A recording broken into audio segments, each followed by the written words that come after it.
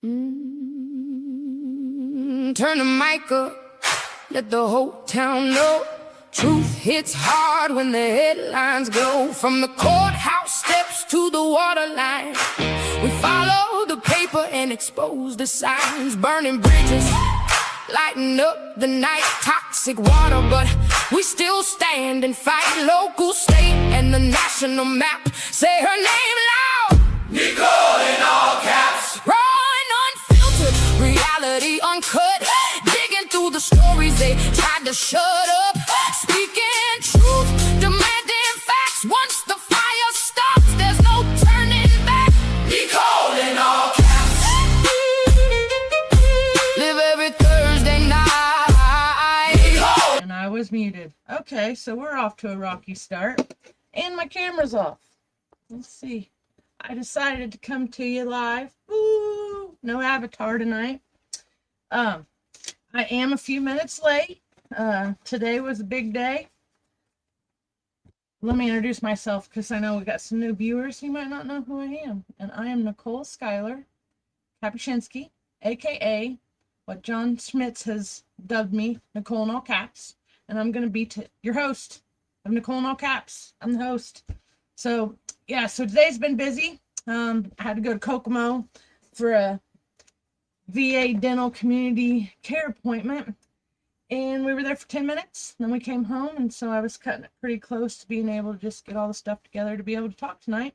And as soon as I get home, I find out that my special guest was not feeling very well, so Tanya won't be coming on with me. I'm sad, but I'll get over it. She might be on Saturday, or she may come on with me next week or the week after. So, okay, so then, if you weren't tuned in when I first started, I played the outro. So, you know, it is what it is. Let's get started. I don't really have a little speech wrote down, but the topics I am going to be covering tonight are the IURC increase rate for Anderson, Indiana, and Madison County. I'm going to be talking about the IURC Pete Heuer funny comment that Indy Reporter has on his page. So I already got that pulled up, ready to show you guys. It was kind of funny. He actually compared the Chernobyl nuclear fiasco as a minor hiccup.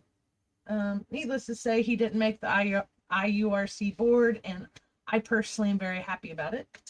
Then we're going to talk about what's going on in Lapel, Indiana, and their town council, and their town manager just quit and everything, and they've been having some water issues over there. I was hoping that Bree or somebody could jump on with me. Hello, Karen. Hello, Thomas. But either way, I can pull some really good information from their pages if you guys haven't seen any of that. And then something crazy happened this week. I was scrolling Facebook, and I found something about Project Millstone met with the prosecuting attorney, and I guess they didn't have a very good meeting. So I wanted to share that with everyone and what Project Millstone is. And then I wanted to end the podcast with the Steve Sumner update. So I might have to go backwards before I go forwards, but we are going to talk about him by the end, and the 25K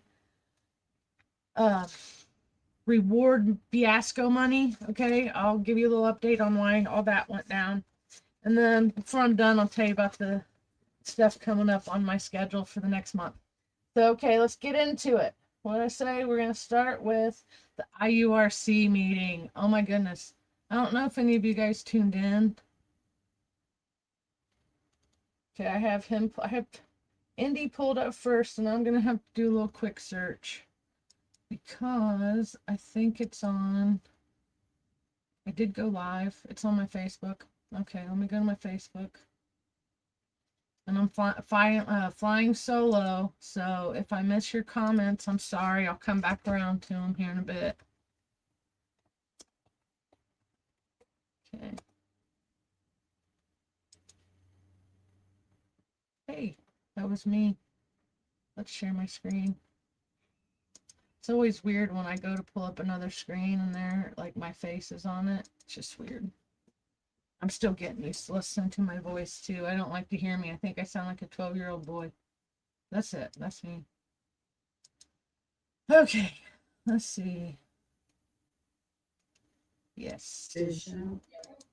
So, ladies and gentlemen, this right here is one of, like, it's a sad display of, I don't know, nobody really showed up. There's only like 10 people that showed up to the meeting. Maybe I should do a little back history for those that don't know. Okay, so what I'm about to show you on the YouTube channel stems from Anderson Municipal Power and Light, AMP and L, is currently seeking Indiana Utility Regulatory Commission IURC approval for 12.58. We've been told 13.5% residential rate increase. If approved, the hike would cost the average household using 1,000 kilowatts an extra $17.53 per month. The Indiana Office of Utility Consumer Counselor, OUCC, is reviewing the proposal. A lot of people already think they've made the decision that they're gonna raise the rates whether we agree with them or not, and you know, that's seems to be the norm with some of our city officials in Anderson. But as I was reading through this, it gets down here to the bottom, and I don't know if this is true, but this said, and I don't remember them mentioning anything about 118%. I'm going to make this bigger so you guys can see it. I don't know what device you're on, but I want you to be able to read it if you can. So this says last year, the IURC approved a massive 118% increase in the utility rate hike. And it said it was for the Anderson Municipal Water Utility to fund a new treatment plant and distribution line repairs, which we know is coming in the south end of town by Myers. Oh, if anybody wants to voice their concerns in Anderson, to the IURC, the deadline to voice your concerns is July 30th. Here comes 6 puppies. Woo woo. Oh, got me some regs. Anyway, so this number right here, this 118%, I'm not sure where that's coming from, but that makes a lot of sense why people are complaining about how high their monthly utility rates are in Anderson and anybody that uses the Anderson light and power. And then you got people on certain sides of town that the light's still going out, and we get all that. We just want to make sure, like, we know that the mayor's income is coming out of the utility fund. We know that sometimes they dip in these funds and they overspend, and Anderson's horrible about giving anybody the documents, like the receipts or anything they do with the money. And then I caught wind of there's somebody that paid for their training, and then as soon as she got the training, she was gone. Okay, it's the only thing I don't like about that little one. Let me see. Lost that. Nope. Not that one either. Okay, I think it's this one. Okay, there you go. Oh, I lost my train. I hate when I do that, you guys. Just messing with all the little buttons. Okay, it must not have been important. So carrying on. I want you guys to look at this one. Oh.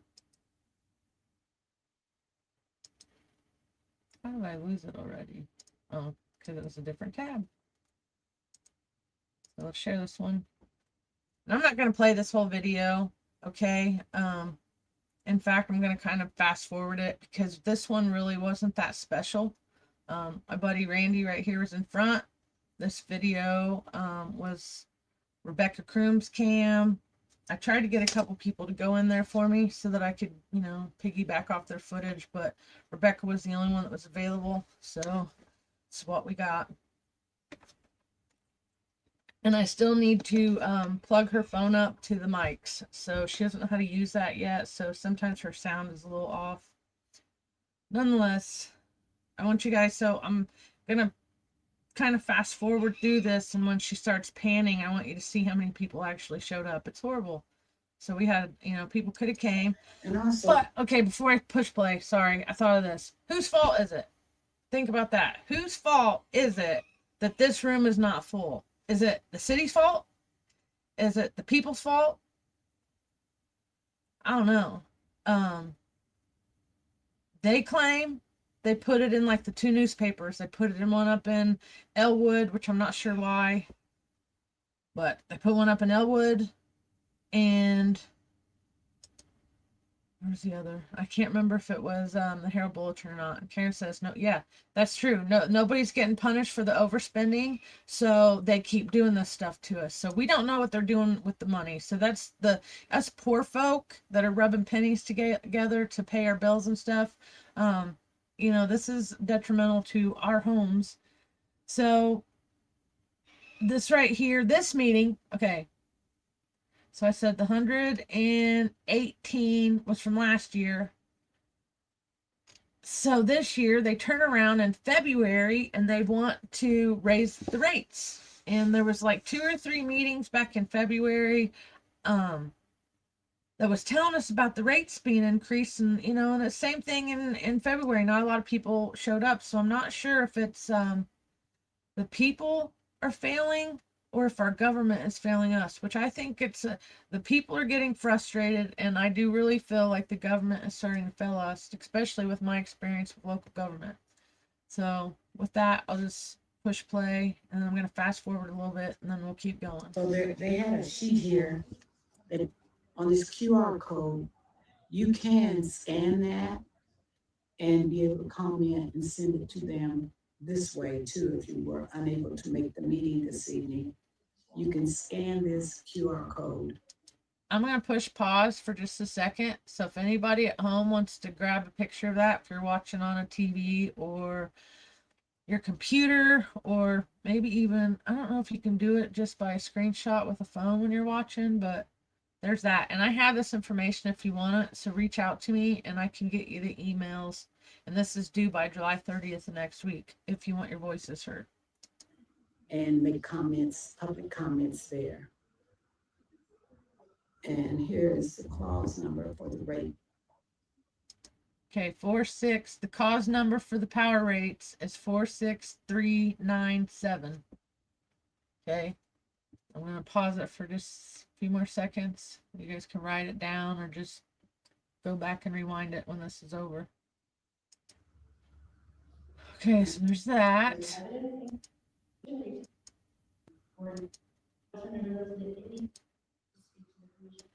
weren't allowed to really speak. I want to turn the volume down and just talk for a minute. So there's a 4-man board. So, you know, I thought for sure Pete Heuer was probably going to get selected by the IURC this week, and it was going to be my luck. He was in there. And since we're having legal disputes and stuff with the Heuers, I didn't want to go in there. I thought it was going to be a packed house.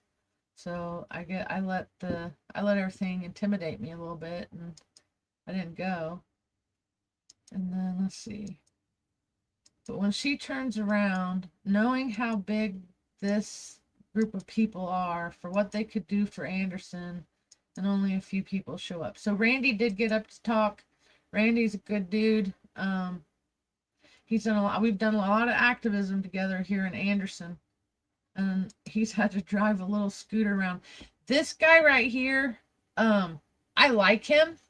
Okay, if you get a chance to go and watch this full clip, and I think it's about 45 minutes to an hour maybe, and it's on my page.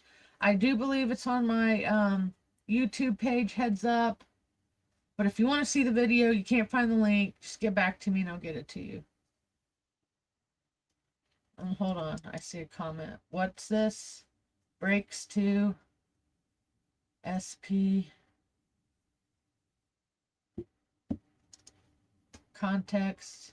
Or maybe you guys are over here talking again. Garen and Six Puppies start having this conversation over here. Here, I'm going to do this. So if anybody wants to chime in and find them.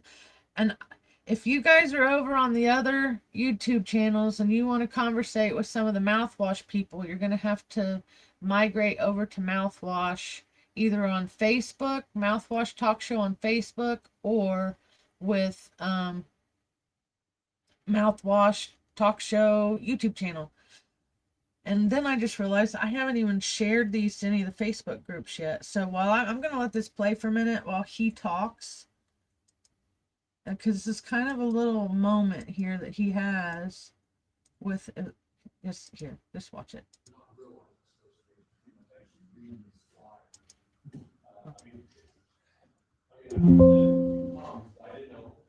I agree with all that. I just was reading this and all of a sudden just about you're right. And thank you. You might believe in that. Sure. All right. Yeah, I apologize. I'm just looking at the flyer and I realized you watched.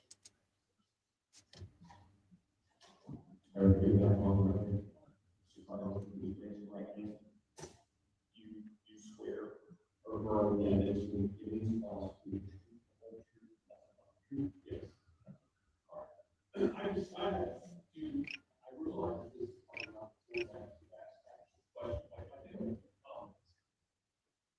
I just work there so I can have it. Of course, I'm retired. I know all the values are there. It's still work there. However, they were going to the city council for this to get approval. I was at the council. I could not watch it, could not do the first time. But I did watch it on YouTube. And I was able to take a few notes and some screenshots.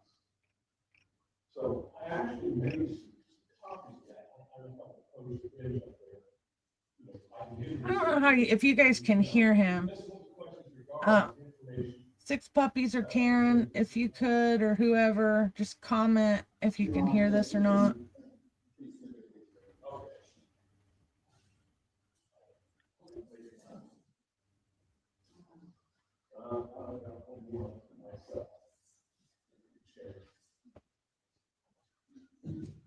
Okay, Aaron, you'll work too.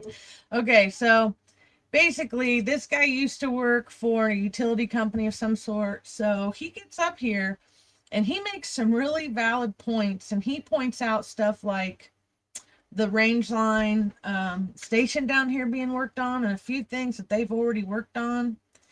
And it was included in the list of things they wanted to do with this money. And he said he found it odd. Yeah, so he had some good stuff to say. So if you want to hear him, come back around. And I think this might be on my YouTube channel too. If not, I can put it up and then you can put the CCs on it and it should show you what's being said. It's the downside of technology. So okay, he gets up and speaks, and then there's another guy that comes up. So really only 3 people spoke. They have a break, and then they come down. One of them comes down in the audience, and I've never seen this before with any panel or board. He's over there talking to the guy. I can't ever get anybody to come over and talk to me after these things, and I say some pretty good stuff, man.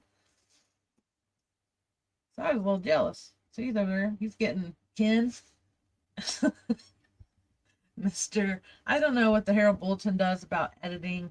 I do. Me and Ken have our moments. He's a combat veteran, or he's a veteran too.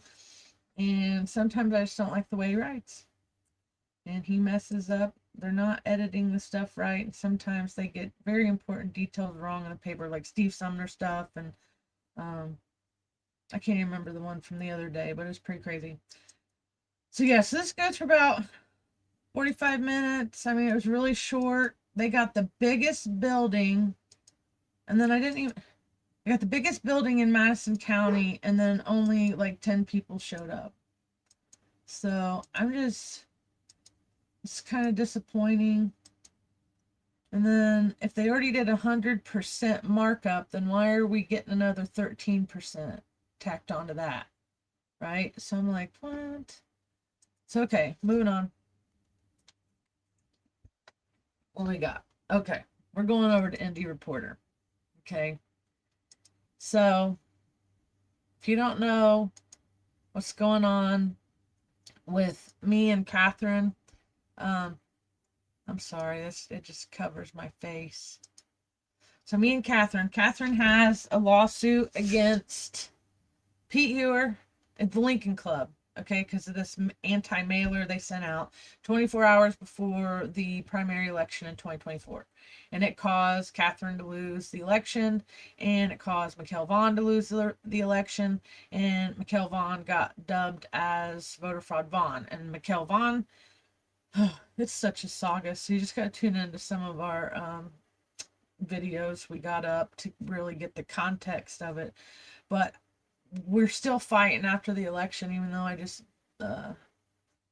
lost to him in the county council run, and I won the Indiana delegate race, and they removed me. I still think it's illegal, and we'll deal with that later. So there's a big old history between me, Catherine, Mikeal, Kelly Heuer, Pete Heuer, Russ Willis, all these guys. You can find stuff on my case, and I'll say that for now. But when, I think it was last week, I saw this story pop up, of IURC. This is, and maybe it was Catherine, I think, might have sent me something. Okay, here it is. I think Catherine sent me something that Pete Heuer was one of the picks, like the top 11 picks that they had to become the next commissioner on the IURC board. And I have a problem with that. Catherine has a problem with that. We both expressed ourselves a lot, to the point where they use other things to hurt us with, but that's okay. We're still going. But anyway, I want you guys to hear this.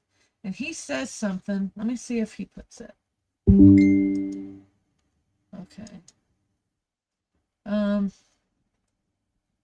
Okay, this was an awkward moment that happened during yesterday's IURC commissioner interviews, and it was too good not to share. During the interview, Pete Heuer was discussing the future of nuclear power and how public education will be important because many people will remember past nuclear incidents. He referred to them as nuclear hiccups. Okay, now I'll play, well, okay, yeah, I'm gonna play it. So when I first heard of it, this is the thing, this is what popped into my head. I don't know if you know this song, but it's a good one. I'm only gonna play a minute.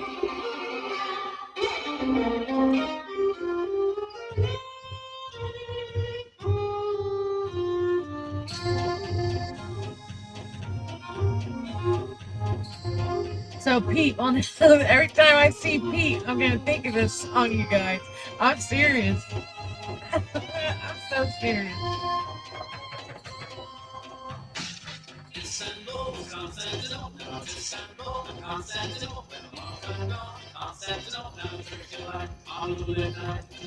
Okay.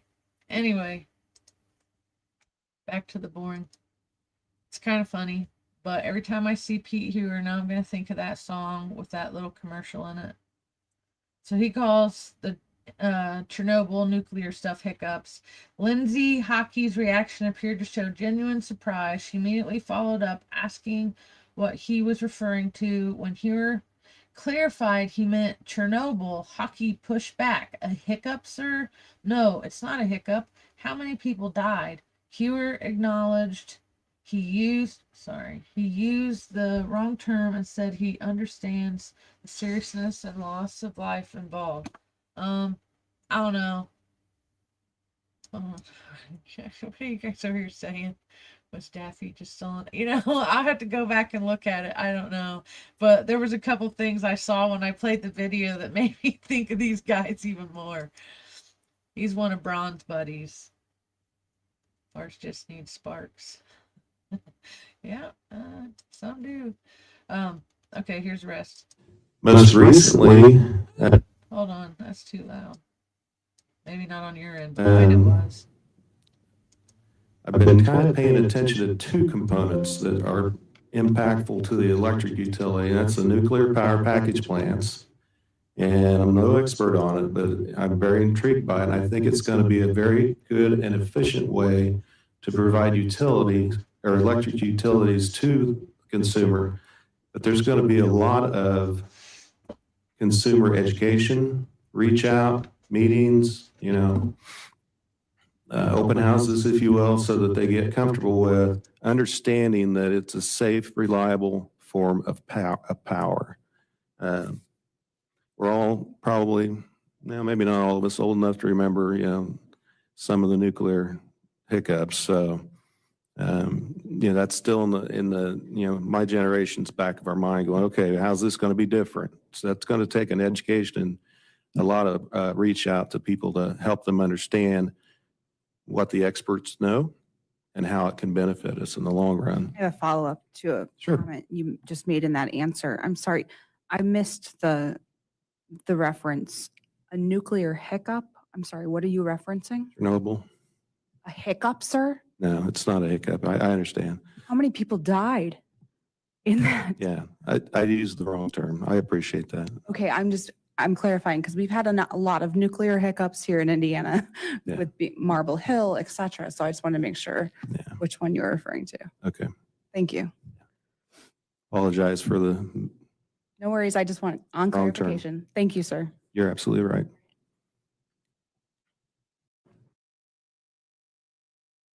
He knew his goose was cooked at that moment. You guys need to go over here and check out his Indie Reporters page. He's got a lot of good stuff on it. But if you want to zoom in on some of the body language over here on Mr. Pete Heuer, it was as soon as she clapped back at him, he just had this defeated. He knew he lost. So sad. So this was the Chernobyl song. Now they made a good point about the younger generations. I may not be spelling this properly. May not know what chair bobble. Okay, I don't know if I want the explosion scene. Okay, so Chernobyl was a pretty big nuclear explosion that killed a lot of people. And I don't know why I know the story, because I think it was before my time. So there was, he did say something about that was accurate. Some people maybe my age, or maybe even my parents' age, might not know about this. But I'm going to snag a little clip. I think this is the Chernobyl video I tried to watch on Netflix or something. I never did get to finish it. Okay, I'm going to do this little minute one, and hopefully it won't be too graphic and I won't get flagged.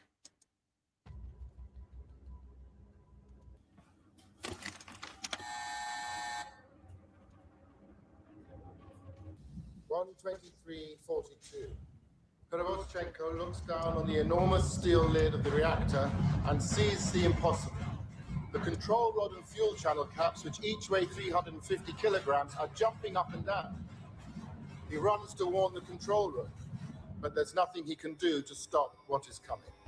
1:23:44. The steam blows more fuel channels apart.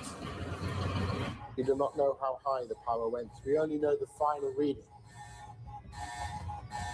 Reactor 4, designed to operate at 3,200 megawatt, explosion. In the instant the lid is thrown off the reactor, oxygen rushes in. It combines with hydrogen and superheated graphite. The chain of disaster is now complete.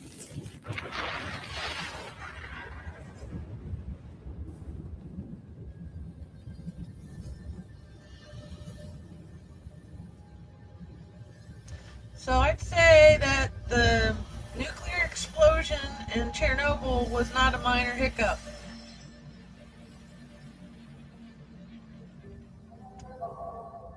So this whole talk of nuclear power and data centers has just been crazy. Like, I go from knowing little about data centers to trying to help ban data centers to I have been following along with the local Madison County moratoriums, like the one in Lapel, or not Lapel. We're going to talk about Lapel tonight on something else. Ingalls, Pendleton, Alexandria. Okay, those are the 2 or 3 locations that we're hearing could have data centers in them. And then we're hearing a lot of talk about nuclear reactors with these data centers. And then you hear Pete here's talking about the nuclear stuff. Braun just passed some nuclear something at state level. So there's all these talking points. And I don't know what to think, but I do know that we have a lot of irresponsible people around here, and I don't know if anybody's responsible enough to keep those things from, or anybody that I don't know, maybe from exploding and wreaking havoc in our environments. So I don't know. I don't want to live next door to one. I don't want to be a science experiment like they did out in Hinckley, California.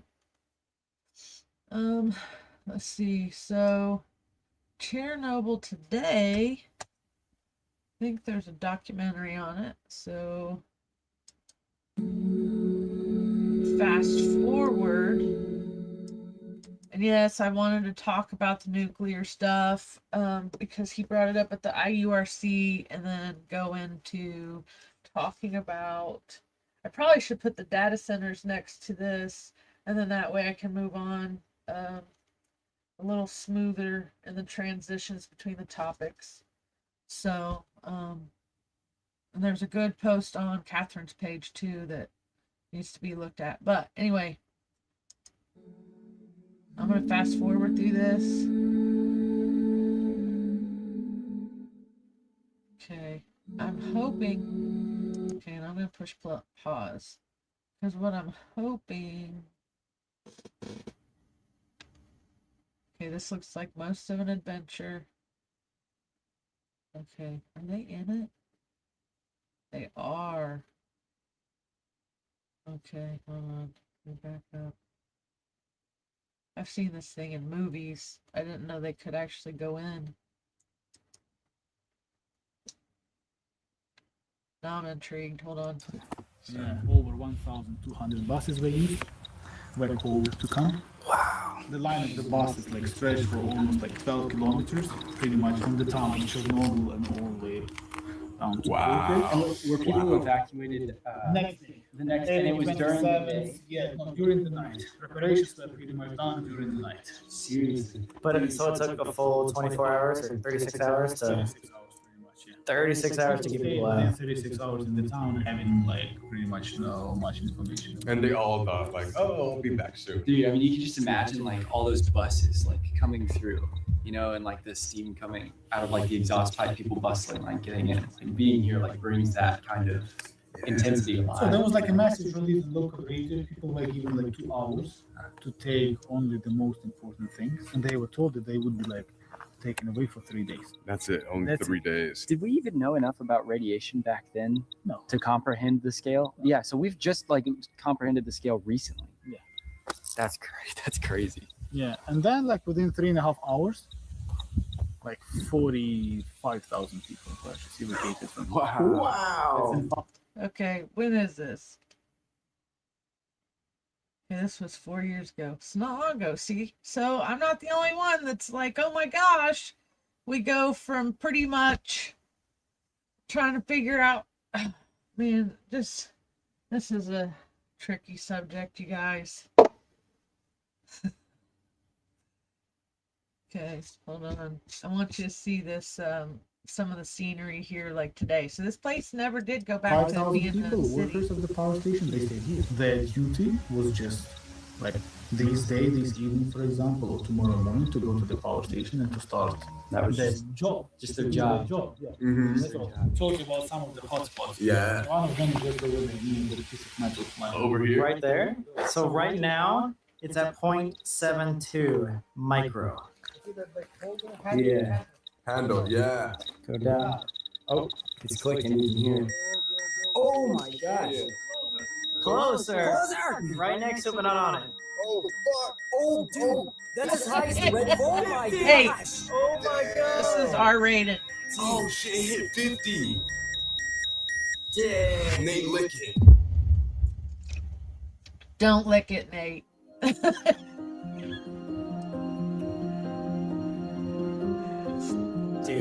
Dude. Dude. No way. There it is. I've ever seen. This is the famous Ferris wheel. Oh my God. I swear I've been looking at this picture of like that for 5 years. Dude. Wow. That's another thing, like the last Ferris wheel in like Now, I don't know how exciting this is really in 2020 hindsight, because I hope these kids didn't get sick. But I understand this feeling that they're having right now because they study the stories and to actually make it. And that Ferris wheel has made it in a bunch of movies, even if it wasn't the actually in the geographical location. They used it as a fallout scene. I've seen it in a couple. Or something like it. flags, bro. I just feel like they make the most epic, like, oh, that's so beautiful. That's awesome. Wow. And the bumper cars to the left. Oh shit, wait, let's see that shit. Okay, I'm gonna carry on. All right, let's see. Yeah, so there's that. Yeah, so back to data centers. I've learned a lot in past couple weeks. I sure have. And one thing, I want to pull up one of my Facebook groups because I made a group that I'm now going to have to think about the name. Okay, because we're so behind in like this data center push. It's not even funny. Like, they've already got bills passed at the state level that we're just now getting to figure out, oh wow. Okay. Oh wow. For instance, I didn't realize that I had shared, and let me go to that before I go to the group. So I got in trouble for sharing something in the complaints with the state. Okay, now when I look at this, I couldn't remember why I did it. Which one is it? Well, I couldn't remember why I shared it.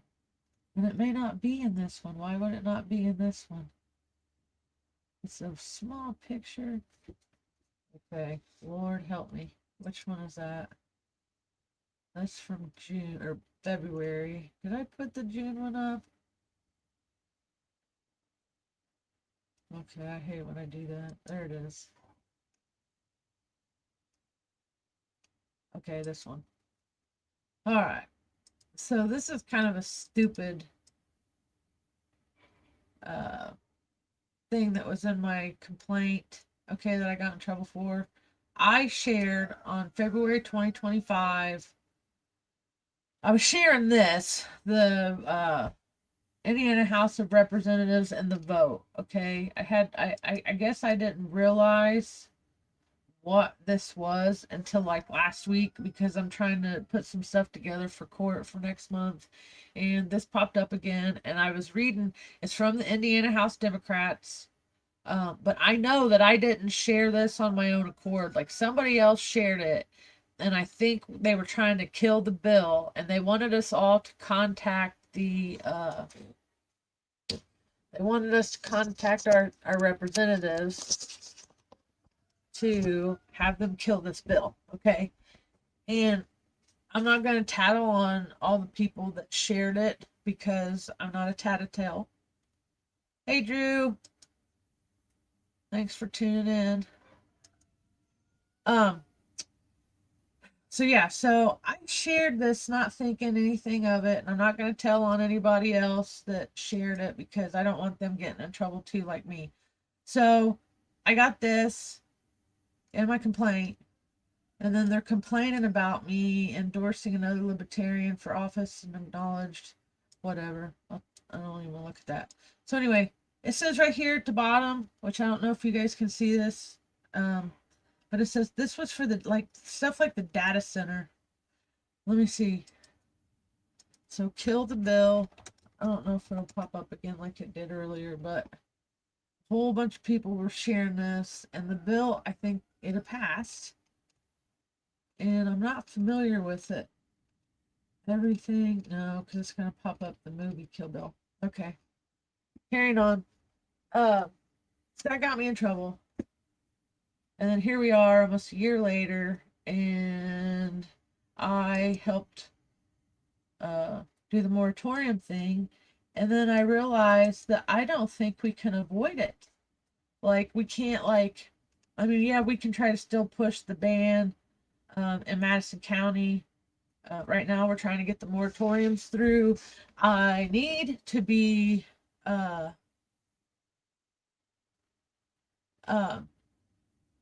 sorry, I got distracted by Karen's comment over here. Why trouble for sharing government site?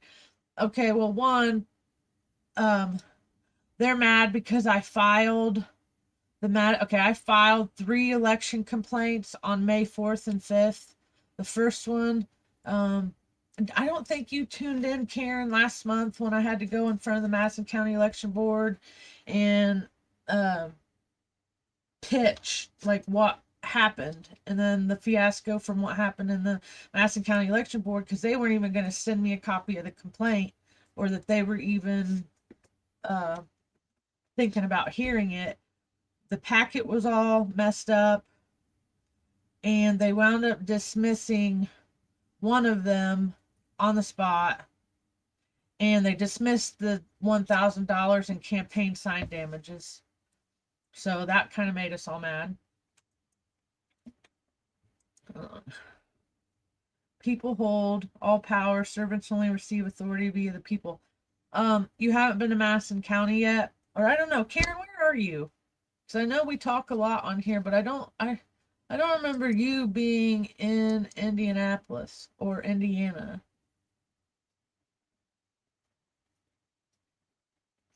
Okay. Oh, it's going to take a minute. I think there's lag between what you guys can hear and what I'm doing. So yeah, oh, that's what I thought. So she's down there in Florida. So Madison County is like so backwards on stuff. It's not even funny. And we have political nepotism, which I'm sure it happens everywhere. But we got a whole slew of political nepotites, and it sucks when, you know, people are getting preferential treatment. Nobody has to follow the rules but Nicole and Catherine. That's what it feels like right now. And Nicole's in trouble next week. Back to, it's crazy how all this stuff is coming down, and then I now realize why everybody's attacking me and trying to get me to shut up, because they're all in this plan and this club. Like, I hear John Schmitz tell the guys all the time, you're not in the club. You know, it's a club and you ain't in it, I think is another one I've heard him say. And I'm definitely not in it. So, back to over here. I'm gonna have to change the name. So this is what I found in the last month since I started researching this is there's no way that we can go without data centers. But I think the push for these other data centers is very concerning. You know, like, what's the big old rush, and why are they putting them so much together? So transparency and accountability for where they place them, I think, is going to be a big, huge key. And I think we need to stay ahead of it as a community, as a county, and as a state, to make sure that they do this stuff responsible. Because, like, which is kind of a good intro into the water. Yep, because 7:45. So see, I'm moving along. I'm keeping topics going. The water. You know, we don't even got clean water in Madison County. And like we already know we have hexavalent chromium, which was in the Aaron Brockovich movie. Did you see me? I got a little shiver because I don't even like talking about the environmental contaminations anymore, but it just seems to be one of those topics. So, you know, if we can't keep our water clean, and in order for us to have a future, we need water. We just need to be very careful of what we allow in our environment, you know, coming up. So anyway, I've come to the conclusion that it's impossible to ban all data centers, because they are kind of integrated into our worlds, whether we want it, like electronic banking. You know, I was thinking the other day, yeah, so I was thinking about that the other day, like the banking system. Or no, I think I had a couple friends that like really were nailing some things the other day and putting out like all the different things that we actually use every day that is connected to data centers, and it blew my mind. I didn't realize how many times that I use something that uses AI or data centers until the big topic came up. So I don't know. I don't know if I can find it faster just by, we'll see, and even Googling it. Oh, this just gets into a very tricky subject, guys. But the moral of that story is, I'm probably going to be changing this name soon. I think I'm just going to call it like, what's the 411 on data centers in Madison County? And then that way everybody can come together from all different, the pros, the cons, the middlemen, and try to go from there with something. But to say like this widespread ban, yeah, that's another topic for another day. So carrying on,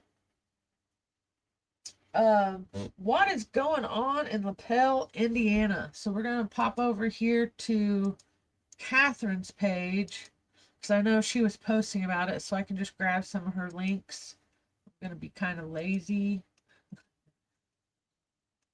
So if you have not been following along what's going on in Lapel, I mean, I don't know whether to laugh or cry with them, because technically when all this started with me and Catherine, and I worked on Catherine's first campaign of 2024, that's when I really, like, I thought I did stuff cross county and in the state of Indiana, but I really didn't understand what all that meant. I thought I did, but I learned a whole new something with running a campaign, because you got to put signs from one side of town to the other, and you got to have people that own properties, and it starts getting really tricky when you got to put campaign signs out. It's really not as simple as some people make it look. And that's how we got the whole chatter network too, was nobody was letting us post. So Lapel's people, though, and I got a funny story. I don't know how funny it is. Some people may find it funny, but out of all the all the cities and townships that we put one of these chatter groups in, Lapel's was some of the meanest women that we had to encounter in 2024. And now, crazy thing is that a lot of us get along now. Like when we first started doing all this to now, we actually get along, because you know what's bringing us together? Think about it. Water. Okay, like back to Bree was not, when we got into the water, Bree did not, well, she had water issues. We got her from the Chesterfield place. She moved out to Lapel, and the water in Lapel is just as bad. So if you don't know what's going on in Lapel with the water, you need to check into it. But this week, the town manager quit. Town manager quit. And what she did, she cites that the town council is not conducive to supporting the positive change I was recruited to help bring. Now that's sad. So now they're down the town manager. Okay, we gotta weed through some stuff real quick. I thought she had this video, but okay, here it is. Okay. I would love for someone to cite me. Okay. I'm gonna show you, actually, I need to show you a different one first. And I need to show you Amy Eagles. Now let me go to the group, because Amy, I don't know what I can say about her stuff either. She has a lawsuit with Lapel. So look on my case with something to do with the town of Lapel. I don't know what it's under, or look up AM here. I'm going to just get her name pulled up. Okay, that's me. Rescue. So she has a video that she posted the other day in the group. See, I hope you guys aren't getting sick with me scrolling. Was it before that? I bet it was before that. I should have just typed in Amy Eagley. Okay. My bad, folks.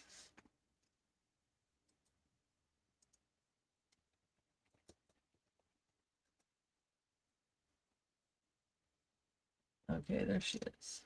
Okay, so let's play this one. So I think over again. This is Rescue Quitting. I just want to say I am sad to leave, and I've met really nice people, and I wish you all the best. I planned for that to be the last thing I said.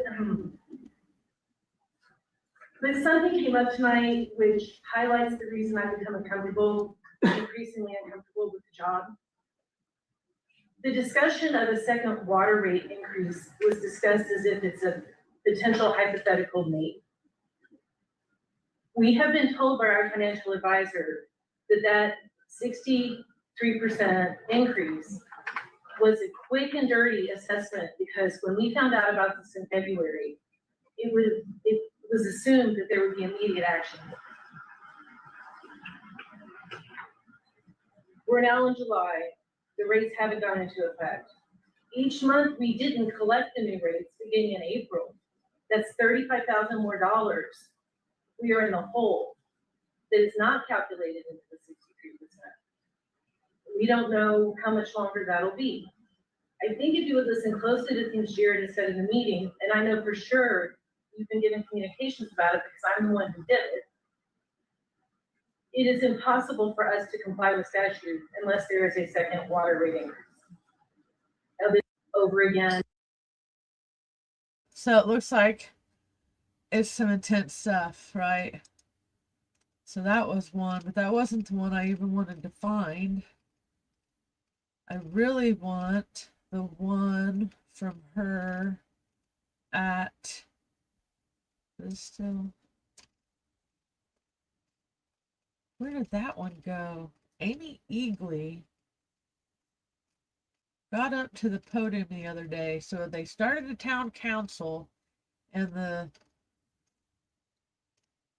at the beginning of the meeting, the town clerk totally read off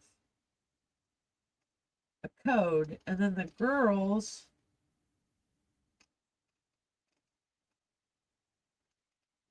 were sitting there trying to prove her wrong. Okay, is it not? Sorry, guys.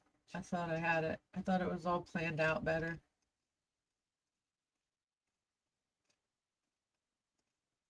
And that's her. Did they not share it in there? Maybe she didn't.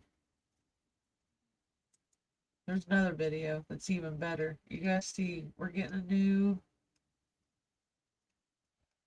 Oh. I know, I saw it. You guys, I hate when that happens. I don't mean to get y'all blah, blah, blah, but I think it's on Catherine's page. Let me check back. Look. Ooh, come on, Catherine. So just so you know what I'm doing, looking through here. You can hear me clicking, but I'm trying to find a reel. Okay.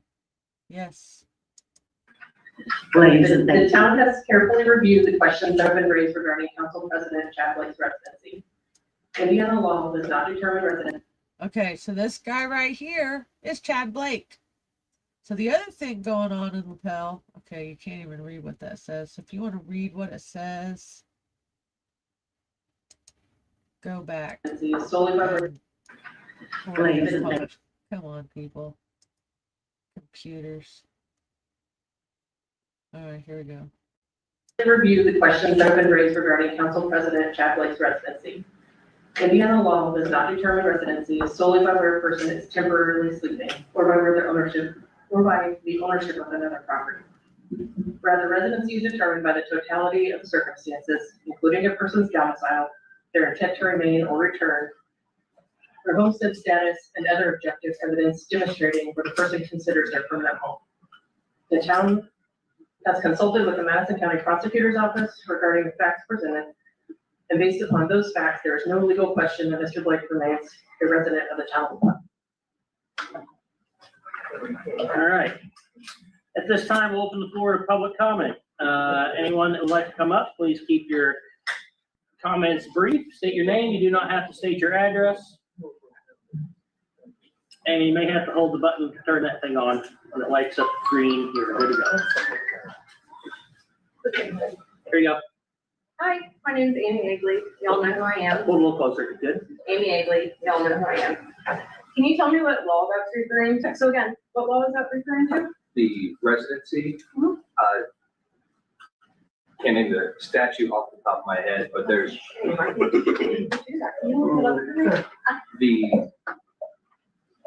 been more than happy to. Yep, we have time. Residency We have is time. based upon domicile. I understand that. Can you let me know? We have time. The You don't example, need to keep talking. would the council like me to look it up? You can look that up and get it to her after the meeting. There may be other folks here that need to talk. So that is not something that needs to be satisfied at this moment. I would just like it on the record that actually a lot of people here would like that satisfied and on the record. Yeah. So, thank you. Yeah, okay. Can you explain that to everyone? So that you repeat the number, please, so I can write it down. IC 35-5-2-6.5. So, I don't know if you guys know this, but our team, well, I don't make all the videos. Let's just say that. So this is not one of my reels. That was clipped. So you're going to see kind of some fast forwards, and it doesn't really show you that it's fast forwarding because she already did it in like I think they tried to get it in under like 1:30. So this is clipped, and it's showing multiple scenes from the same meeting, but it's getting to the point way faster. And this is insane right here because basically I have had an issue with Kenneth Hodson since 2020 over residency issues. Me and Russ Willis have been fighting over those residency issues since 2022. And then the new Madison County board, we all inherited the ought that I've had with everybody for having residential issues. And now they're reading off the Indiana code that is practically saying that something about intent. And they're saying that apparently he's moved out of town at some point, right? So, dude, from my understanding, he should have already recused himself and stepped down, resigned, whatever, because he's not supposedly in the city limits. And they opened this meeting with an Indiana code. None of them can seem to say it, and then they pop this code out, the one with the 6.5 something on it, and then everybody, well, not everybody, there's a couple people in the audience at this meeting that's trying to find the code and they can't find it. And then, okay, so that's just nuts. And then I wanted to explain, so usually Jeff Graham, I don't even know how to explain Jeff Graham to you. You just gotta watch some of the Madison County election board footage with me and him. He yelled at me last month. It was kind of funny, and he made her tell me a warning. It was funny. Anyway, back to here. So he's not actually at this meeting. He sent William Kane, and William should be embarrassed right here in his performance at the city council meeting. And I like the guy, but this is ridiculous. This is ridiculous. 2-6.5. Exempt I think is not working. I think it's, page 2, you get any better. Well, he's doing that, it's IC 35-5-2-6.5. It has to do with Indian election. Can you explain that to everyone? So that you repeat the number, please, so I can write it down. IC 35-5-2-6.5. 5-2-6.5. And are you guys able to explain to the public that you guys understand what that means? We do understand. Can you explain it to us verbally? I don't understand what you're asking. Like, Okay, again, short and sweet, like, just a couple of clarifying questions, super quick, Lindsay. Can you read off that code again, one more time? 36526. Yeah, that's not it. The one that she provided me earlier was for the already charged. Okay, can I just ask a question for the record? Where are your belongings at? I'm not answering further questions. Okay, that's cool, that's all I needed to know, thank you. Have a good night. But she is. All right. Wait a minute. No, we're you didn't close the public. Please. Okay, then there's one more. And if I can't find it, we're going to move right along. But there has only really been like 3 town council members showing up to these meetings. And so that's the other sad story, is that they're like whoever is leaving the decision making to really just a handful of people, maybe 2, 3, and then number 3 over here that's the president, he's not even living in the district. So that's messed up. I'd be mad. And then so they got some over expenditures happening. They got over expenditures. What else? Man, I wish one of the girls was on. They were all busy. And then Tanya wasn't feeling good, so she couldn't come on. Okay. So let's see the other part. So this is all going on in Lapel in the last week or two. Wow. Their water's been turning brown left and right, just like the city of Anderson's. Aaron Brockovich has wrote an article about the city of Anderson, or not Anderson, Madison County, who's in charge of Madison County water. And then there's been all kinds of exclusive stories about the Lapel water. This is another one. I don't want to get into this topic, but they're doing something in Orestes, the city of Anderson, and the water department, because Neil McKee's the guy head of the water department. So they're up to something. So if you want to learn about that, go over to Catherine's page. You can pull something up. She's got pictures and pointing out stuff, but I don't know that story. So the jail's got some stuff going on. Madison County Jail. Okay. Down to here. So they had some type of special meeting. Okay, just kind of wanted to see what you guys can see.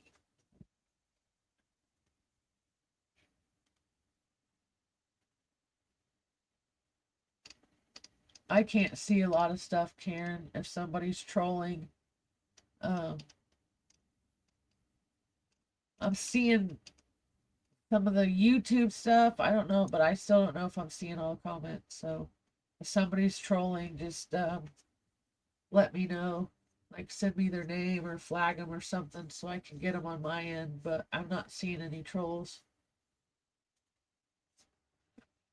Okay, so I'm gonna end on this one because I think this is a big meeting. But it appears the town attorney for Lapel, William Kane, is requesting help from the public. I was asked to share this with everyone.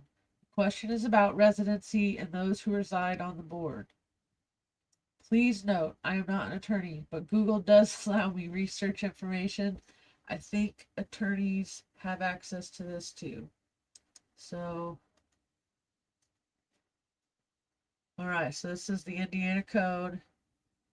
Must reside within the town as provided in Article 6, Section 6 of the Constitution of the state of Indiana. See, I'm telling you, I don't know why people want to mess with some of us on these codes and enforce them with us and then be wrong. A member of the legislative body who is elected by the voters of the district forfeits office if the member ceases to be a resident of the district. Okay, see, like, this is a form of gaslighting, and it's really horrible when you're getting gaslit by an attorney for the county that the taxpayers are paying for. That's, I mean, if that don't just get you in the, ugh. You know, we're fighting something that we're paying for, and sometimes they give bad counsel. So, okay.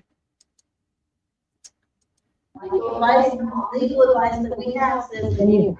I would love for someone to cite Indiana code that is relevant, that would help us. We've explored multiple legal avenues.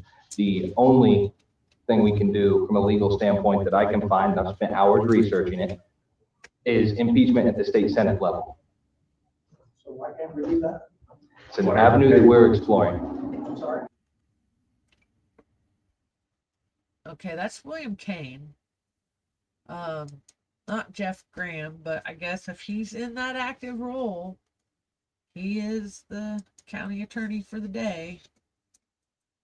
So I don't know where that other video went, and I'm not going to spend too much more time trying to chase it down. I want to get into some Steve Sumner stuff, the topic.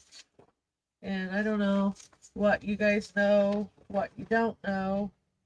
I don't know if I need to start at the beginning or start at the end. Okay, I did figure out, so you're going to get to see a little sneak peek behind one of my websites. This is the All Out of Bubblegum website. That's what I started with. Okay, All Out of Bubblegum, Indiana.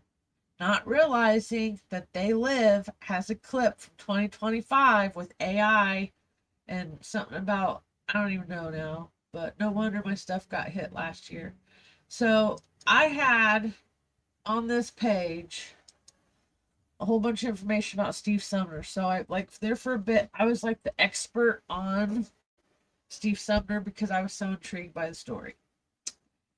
And when I went to go try to pull up my website, okay, to show you guys the story, because I even made a little interactive board for everybody.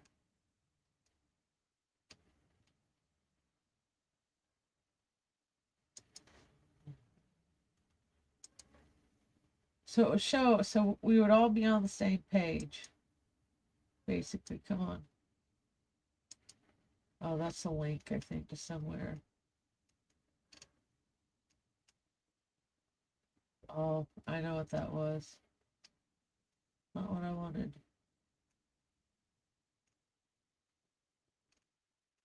Oh, what'd I do? Oh, there it is. Steve Sumner tracker. Okay. Can you see that? Yep. I'm gonna make this a little bigger. So, Steve Sumner is our ex-county council member from District 2. It's the same district I ran for, so I thought it was kind of funny. I was running in his district after so many years. And he got in trouble for rape, molesting his foster kids, which is a tricky subject, so I don't want to go too deep. I want to kind of stay in the middle. Okay, it's an emotional topic. But when he first ran, I'm a crime junkie, so I wanted to help map out where he had been cited. So I made this little map, and well, I made this whole page really, but this map was all the places that he had flown before he officially took off. And give me 3.5 seconds.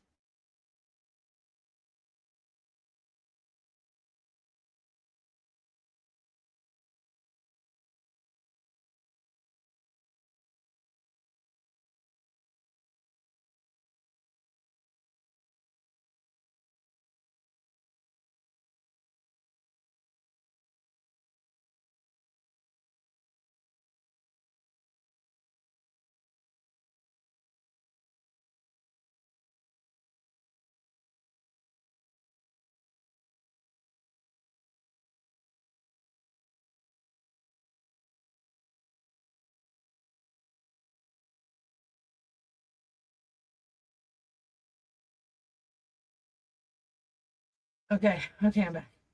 I had to find something real quick for my allergies. For some reason, every night that I go to podcast, by the end of the night, I am stuffy. So I don't know. I think it might be something I'm allergic to. I'll deal with it later. For now, okay, so this stuff isn't up and running anymore. I don't know why. I think it's because after I got attacked and almost lost my platform and had to rebuild and do a whole bunch of other stuff. I don't know. I didn't want hit anymore. So I went to a softer name and I just went with heads up because like, that can mean all kinds of stuff. Events and whatnot. So yeah, we had some crime junkies. We even had a group where we were trying to capture him. Okay. And it was really fun. And it's not funny. None of the story is funny, but let's see, what year was it? When do I have a start date? But yeah, they love to victim shame around Madison County. So I have had to watch some of our elected officials victim shame Sumner's victims, and then they cry victim like we're so mean to them because we told them not to victim shame Sumner's victims. Yeah, whatever. It is what it is. Crazy stuff. So, okay, here, this is a good background. Stephen Sumner was once a highly trusted person in Madison County, Indiana, or so we thought. Sumner was a predator in the pulpit and a council member on the Madison County Council, aka politician. Stephen had already made his way to the platform by 2020, and that didn't stop him from molesting children he adopted. Boom. So that's his mugshot. And then the other issue, I mean, this was a bunk case. If you study like criminal stuff, or you like to study criminal stuff, this was bunk right out the gate because they messed his bond up and everything. Like, who does that? Okay, and oh, there's probably some pictures. Okay, I didn't even get to talk about Project Millstone, so maybe it's better we do this first and then go into Project Millstone. So I kept a lot of the information from the case file. So I don't know what's public and what isn't anymore. But the Tippecanoe judge granted to vacate the bond on July 22nd, 2021.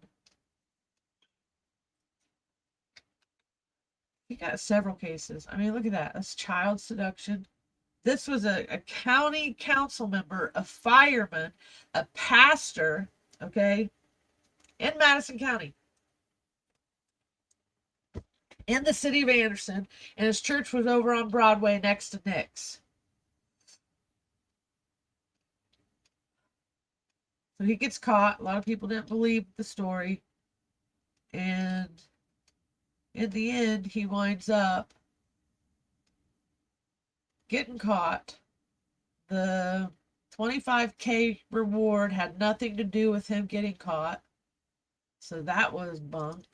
I'll get into that before I close out though, because that's a deep story. So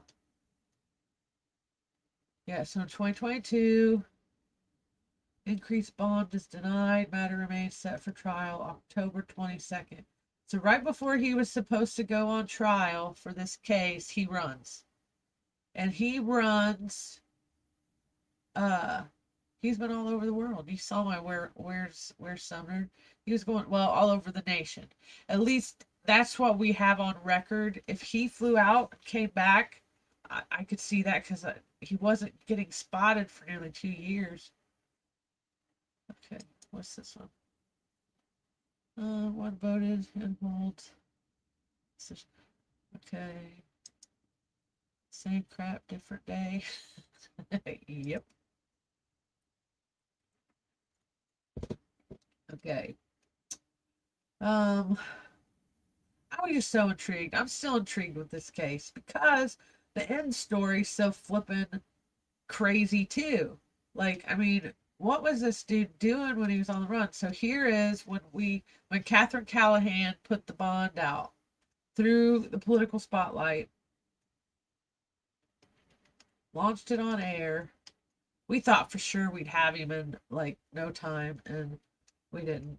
Okay, and this story is actually how me and John Schmitz met, because somehow we got connected. He wanted to talk to the ex-wife of Steve Sumner, and I think I still have the interviews. I don't know if they do, but I still have the interview with Jamie and me. But anyway, yeah, this is a deep story, you guys. There's a bunch of stuff. You can Google him, Steve Sumner. You can all kinds of read the Herald Bulletin articles, local news. And then really, we were the ones that started picking back up on the trail to push it. I was gonna pull that. Here in a minute. Six Puppies. Like before I get off, I was just kind of going down the memory trail to show what happened last week, because last week he did a plea deal, and so he has now pled to rape and sexual misconduct. But I can't remember exactly what he pled guilty to, but I have access to the Herald Bulletin, so we'll look at that here in a minute. So yeah, you can find all kinds of news articles about him. If you can't find them, reach out to me. So Catherine did, I'm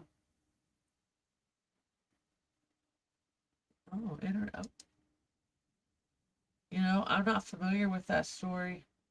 I think I remember a little bit about Christopher talking about that one, but I don't remember at the same time. So interesting that he just got back. And I think Sumner rolled so he doesn't have to name names, pretty much. And then look, he don't even look like himself. We did I think Nicole. I don't know if anybody watching knows her. She does Silver Linings of Hope. I wanted her to come on tonight about something else, and she's busy doing a hunt for Brian. There's a guy missing in Bloomington. I can't even remember the last name.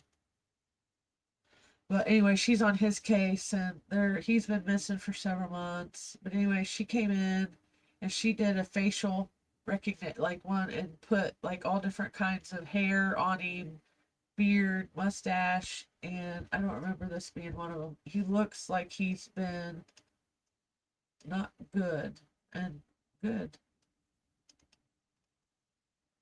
So he gets captured. And you know what got him, you guys? A family member of the lady that he was on the run with is what ultimately took him down, and she didn't want the reward money. And then, crazy story, the sheriff starts asking for the reward money. And Catherine's like, well, what's the name of the caller that helped lead to the arrest of Steve Sumner? And they didn't give her the right name of the caller. So she's like, well, the deal was that the $25K was supposed to go to the person who turned Steve Sumner in. And supposedly the $25K didn't even do anything for Steve Sumner.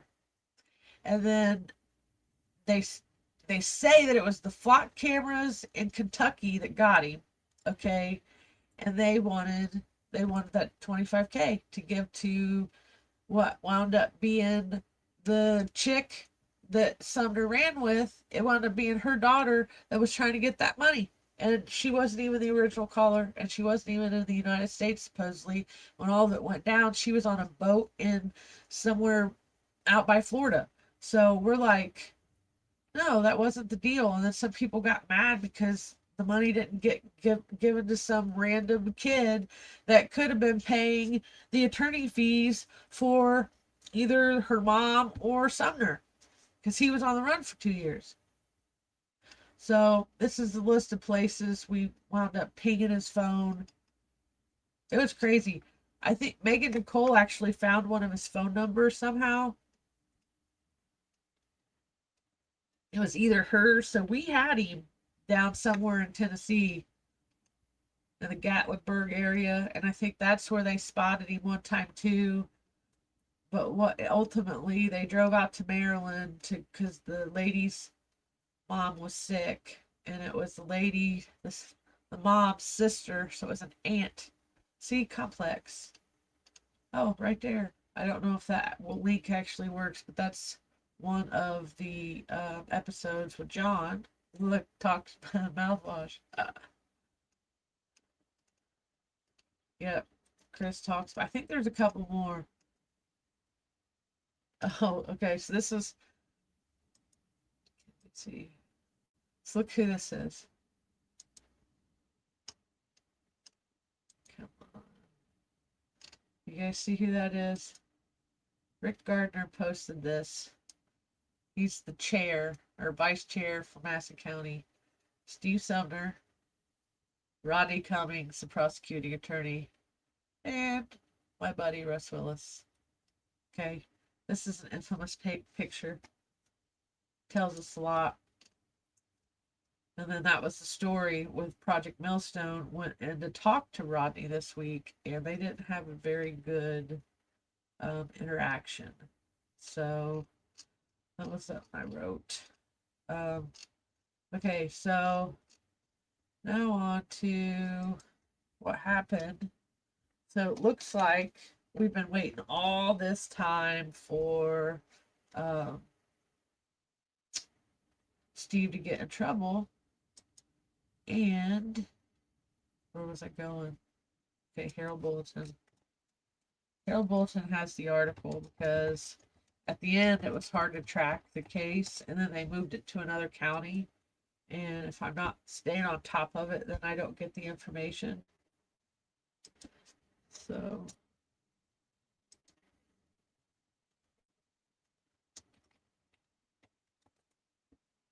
this is Sumner. Okay.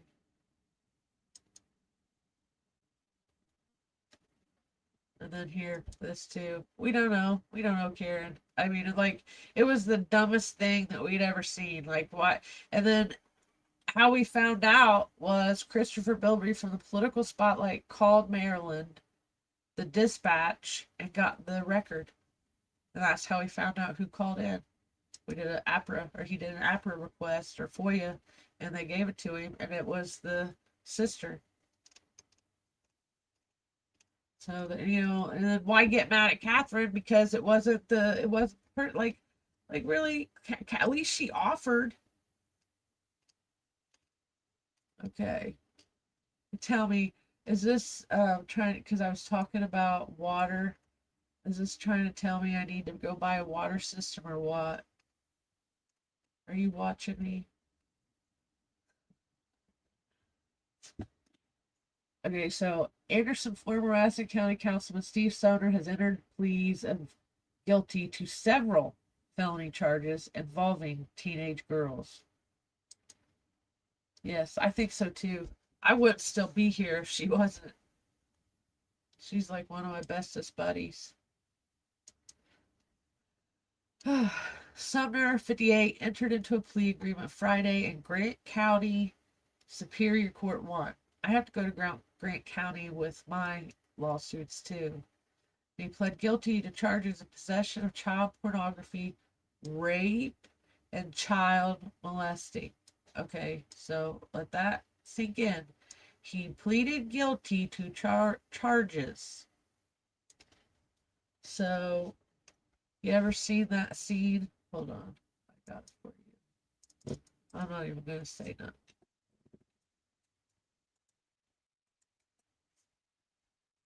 This is for, and I'm gonna, well, I'll come back, but I want to play this little clip because this is how I feel knowing that he just pled guilty. Okay, I'm gonna play the whole clip though. Here. Wait, let me make sure it's the right. Oh, yeah.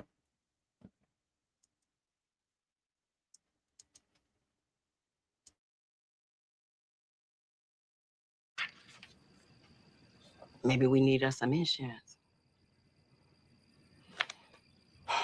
I told God I'd never speak of it again. We ain't got no choice. Sorry. I need to tell y'all about the terrible, awful I done to Miss Hilly. It might be the only thing to keep us safe.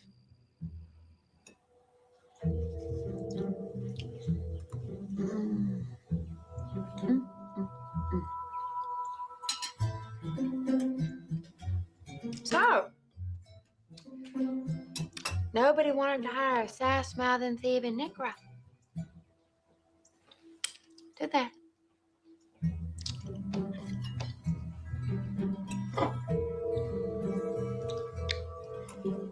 Oh, pie's as good as always, Minnie. I'm glad you like it.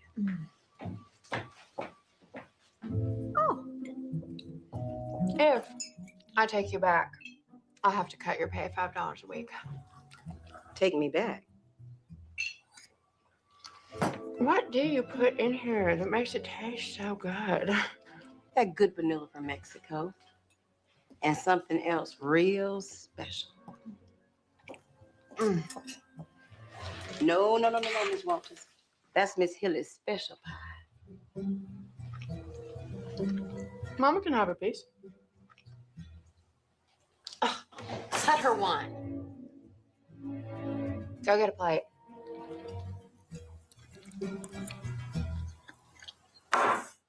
Eat my shit. I love that. What'd you say?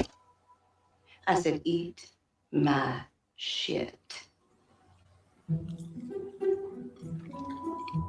So, if you don't get my little joke Have you there, lost your mind? basically, Madison County and everybody that thought that Steve Sumner was innocent of molesting those girls and victim shamed them for you know what? I think if you are watching and you were one of the people who victim shamed Steve Sumner's victims, or you know someone who victim shamed Steve Sumner's victims in Madison County or anywhere really, online, social media, you owe those girls and that woman an apology. You owe Jamie Lynn an apology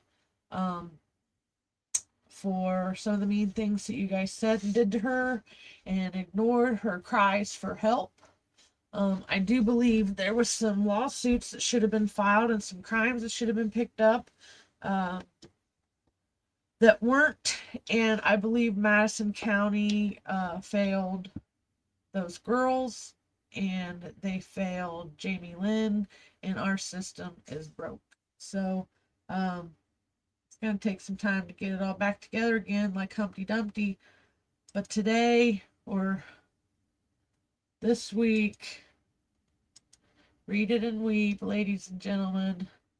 Steve Sumner pled guilty to charges of possession of child pornography, rape, and child molesting his foster children that he later adopted. So people wonder why I have a problem with DCS.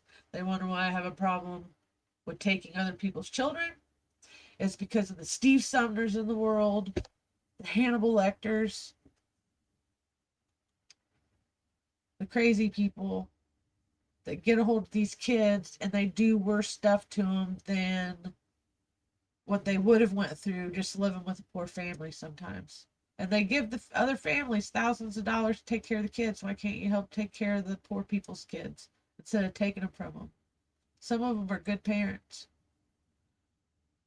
So it looks like the sentence imposed will not exceed 30 years. Oh, yeah. It better be more than 20. I'll have to get back to you guys on that one. We'll cover the story more because the case isn't over yet. But we wanted him to investigate it so we could figure out who was helping him on the run. Because he is credit restricted. Sumner will have to serve 85% of the sentence. Okay, well, that's decent. Jamie Lynn said Friday she was ecstatic when told of Sumner's entering. See that? Yep. I bet she'd feel. Yeah. That's sad. He's almost 60 years old, so he will be an old man when he's released. Lynn said, I feel good about the plea agreement. I'm glad that he admitted it. Oh, there's more. I thought it was over. So this lady, her sister, or her mom's sister, one of the two, she's got a court hearing coming up. Assisting a criminal. All persons are presumed innocent. Yeah. She knew. Dude, she knew. You can't tell me that woman didn't know that dude was a monster. And we don't even know what he did when he was on the run, you know? Like, he could have been riding, he could have been going. Well, there's so many plausibilities on that storyline. But, so, Ronnie Cummings met with Project Millstone this week and basically ran him out of the office and said he didn't want to help him do anything against the child's sex predators. And I don't know, you know, it's kind of hard to say, hearsay. But it makes you wonder why they weren't more receptive to him. So I'm going to come over here and see if I can find what happened with Project Millstone.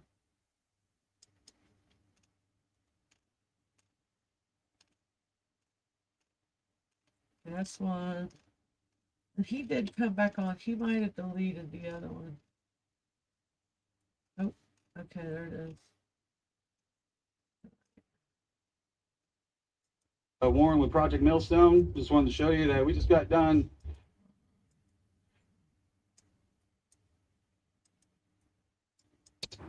Hey guys, it's Warren with Project Millstone. Just wanted to show you that we just got done talking with the DA and the PA over here in Madison County about what we're trying to do. And boy,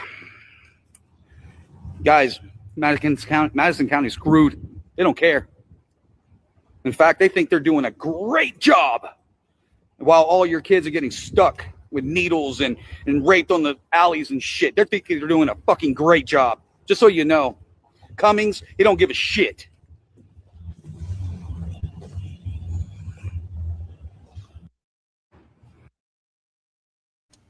Okay, we feel his pain.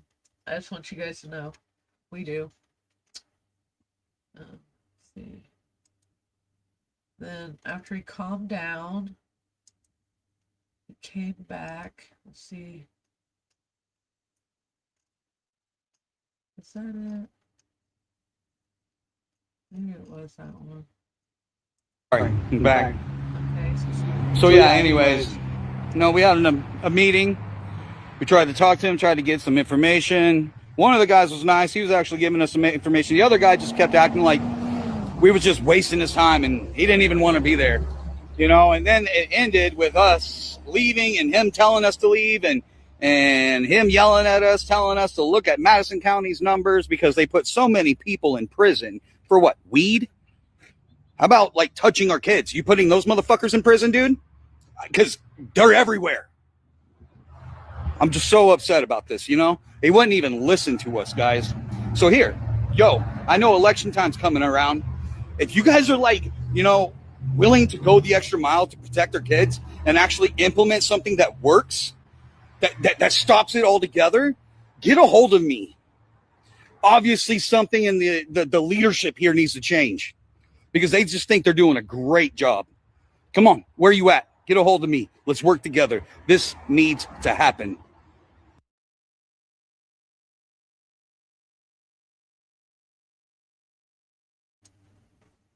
Okay. So if you guys are interested in what this guy got, oh, so I guess he is from Anderson. I didn't realize that. So it looks like he wants to tackle the subject of predators. So, you know, anybody interested, go check them out. Project Millstone on Facebook. I'm going to show you. I can't necessarily see who is on, so I don't know if they're, I don't know who you are, so I don't know how you're watching or how you found us. But this is the new platform that I have gotten the pleasure of getting to join this last couple weeks. And we're getting ready to do the Veterans Coffee Club, 9 a.m. to 11 this Saturday. Okay, so if you haven't already, go over here, give Mouthwash a like. Friend me on Facebook. I got a really long name. So this is me. You find me on Heads Up. So this is what, if you look for Heads Up, this one's Heads Up. This got me, and friend me on Facebook. Sorry. If you look for Heads Up, this one's Heads Up. I was playing, I don't know if you could hear that. That was funny. I could hear it on my end. Anyway, raw, uncut, unfiltered. I try my hardest to be as raw as I can get. I'm getting older, so I'm not, I don't know, I'm getting older, so I'm maturing, so I don't do the F-bomb as much as I used to, and yada, yada, yada. That's what it is. So, all right, ladies and gents, I hope you enjoyed the show. Lots of things coming up. We got Saturday's going to be my last podcast before I join up with Mouthwash, and then the following week, the Veterans Coffee Club podcast will be on the Mouthwash platform. But for this weekend, if you want to watch, you're going to have to tune in to the Heads Up or my personal YouTube, or get on my Facebook page so you can get a notification. And then Thursday of next week, so Mikeal Vaughn filed an election complaint against me for 2 campaign signs. So we're going to go toe-to-toe next week on the 23rd at the election board hearing. And we got some good strategies coming up, so you should check that out. We'll probably go live around 2 p.m. on Thursday. That following Saturday. Okay, on August 1st, if you are within driving distance of Madison or Anderson, you should put a car show on your schedule, and I'll have time to plug it next week. But August 1st in Anderson at Streety Park around 11 or noon. And it's going to be classic cars. They're giving some stuff away to homeless people, so I'm going to be doing that. So that's on the 1st. So yeah, so every Thursday, Nicole and KAPS. Every Saturday, the Veterans Coffee Club. And then the Heads Up stuff I do in between. And just get good footage from the city of Anderson and Madison County. We're going to continue following the data centers. And then the month starts all over again, and it's a new city council and county council, and we never know what's going to happen to those. So, all right, guys, don't forget to hit the like button or share for me to get the word out about the show.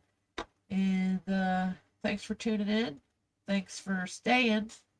Those who stayed the whole time. I've had some pretty good views tonight, and I appreciate it. If there's anything you think I could do different, I welcome positive criticism. Please, thank you.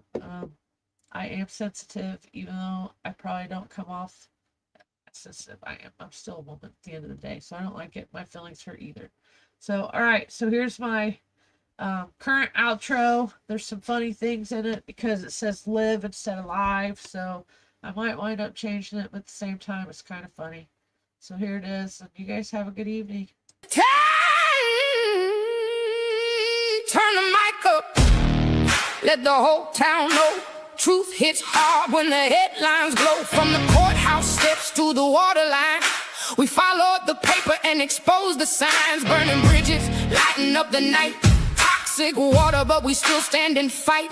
Local, state, and the national map. Say her name loud, Nicole in all caps. Raw and unfiltered, reality tried to shut up. Speaking truth, demanding facts. Once the fire stops, there's no turning back. Nicole in all caps. Ooh, live every Thursday night. Nicole in all caps, bringing every issue to light. I